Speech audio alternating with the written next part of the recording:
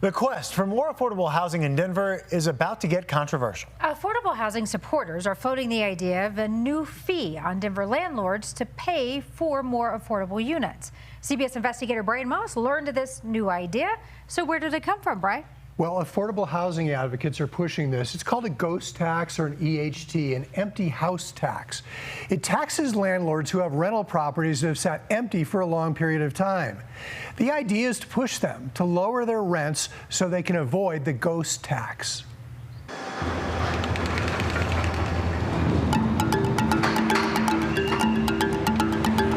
Along with our mountains and all that sunshine, we've also got a problem. Not enough affordable housing. So many folks out here motivated and inspired to make sure we keep Denver affordable. Get your yes on 2R vote. Which is why Mayor Mike Johnston pushed a ballot measure last November to increase sales taxes to pay for affordable housing. Voters turned it down. It's our responsibility to be thoughtful about how to bring in the desperately needed revenue to make housing affordable to Denverites. Kathy Alderman with the Colorado Coalition for the Homeless says with voters rejecting an affordable housing sales tax, it's time to get creative. We obtained a copy of this 5-page letter affordable housing advocates sent to the mayor and Denver City Council last month, laying out other ways to raise revenue for the issue.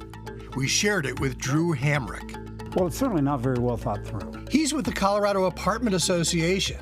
And the thing that jumps out at Hamrick, this suggestion to impose vacancy fees on landlords with rentals in Denver, left vacant for a minimum period of time. A fee like that, says the letter, could bring in significant revenue for Denver. I don't think it's unreasonable to ask the housing community when they have empty units for long periods of time to consider making those units available to lower income households. You want to force landlords to lower their rents. We want to encourage landlords to lower their rents if their units are sitting vacant and people are living outside. Is there a way to incentivize that lowering of rents so that the working class folks and the people experiencing homelessness in Denver have a chance to get into a rental unit? And I think vacancy fees might be a way to think about that. It has been done before. Washington, D.C. has a version of a vacancy tax. Oakland, California has a vacancy tax as well. Owners of homes who use less than 50 days a year face a $6,000 a year flat tax.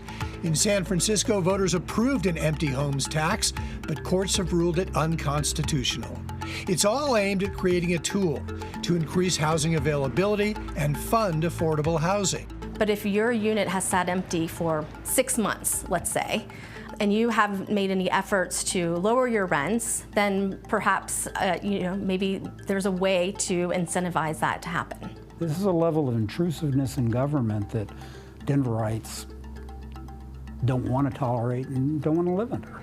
Hamrick says vacancy rates are good for consumers. It means landlords are competing for business.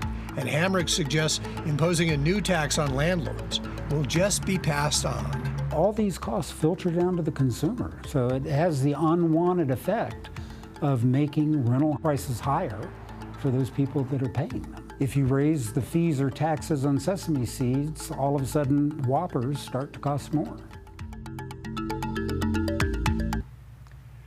Kathy Alderman says this kind of tax would not be aimed at mom and pop landlords and ADUs, but at corporate landlords who have lots of vacancies. And she says it's just one of many proposals in that document we got a hold of.